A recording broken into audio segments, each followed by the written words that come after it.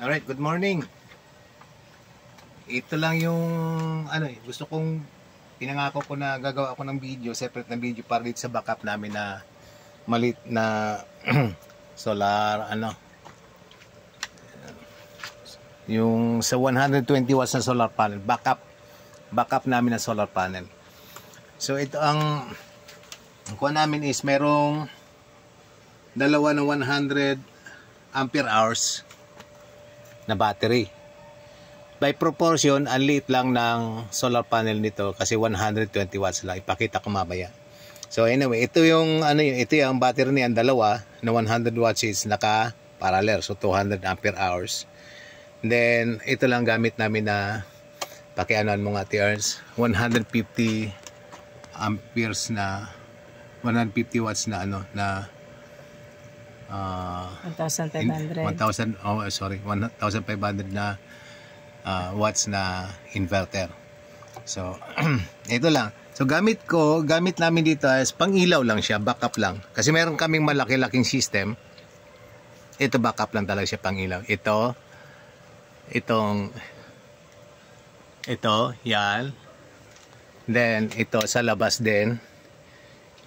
Ipapakita namin mamaya paglabas namin, pero ito ang pakita lang namin is ito lang na maliit na to na charge controller lang ginagamit. Sige, hindi yata makita ba? Yeah, mas maganda ganyan. Okay, ayun.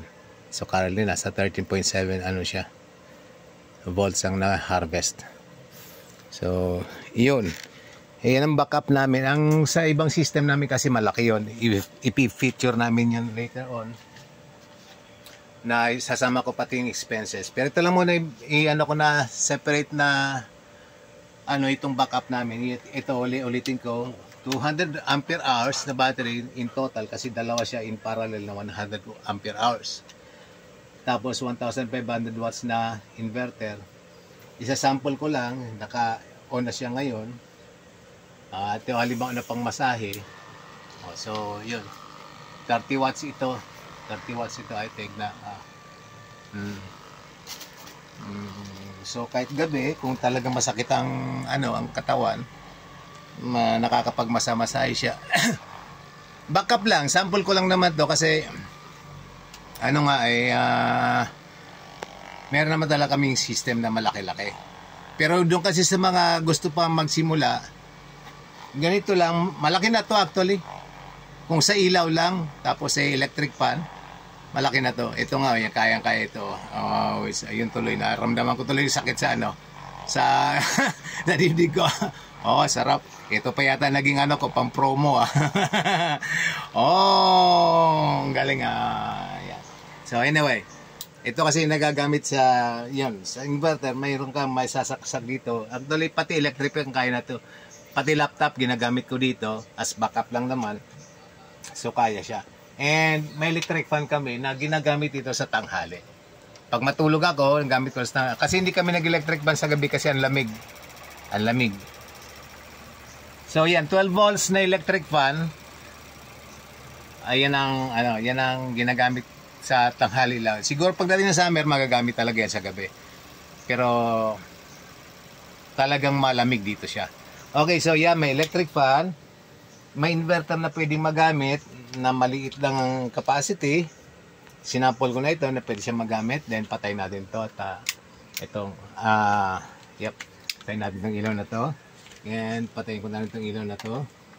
Pati ilaw sa CR nga pala, ito rin ang ginagamit namin. Dito na lang sa 12 volts na ito, no? So patayin ko na muna para pakita ko ito. Ang ilaw namin sa gabi, ito yung kaya binuksan ko yung ilaw. I don't know kung makikita ito. To doon sa isa pa doon sa kabila, which is napi-feature na namin lagi actually doon sa sa mga ibang videos. So ayun, itong ibang maliliit na to, tag 100 watts. Yung isa dito is 120 watts. Ito yung nakakabit doon sa 12 volt system. Itong dalawang 100 watts, naka 24 volts ito na nakakonekta doon sa malaking system namin. So, ayun. So, ito yan siya. Yung 120 watts na nakakonekta doon. Okay. So, yun lang naman gusto kong i-ano na may separate na ano para doon sa gustong magsisimula pa lang 120 watts na solar panel eh kaya naman yung ano. Medyo matagal siya ma-charge dahil hindi siya ganung proportion but it's enough. Okay na plus yun nga may inverter ka na ganun na kaliit. Okay na siya. Para sa mga beginners, absolute beginners tapos gusto lang talagang magkaroon ng ilaw kahit pa electric fan pwede. Ayun. So, yun lang gusto ko masabi sa video nito.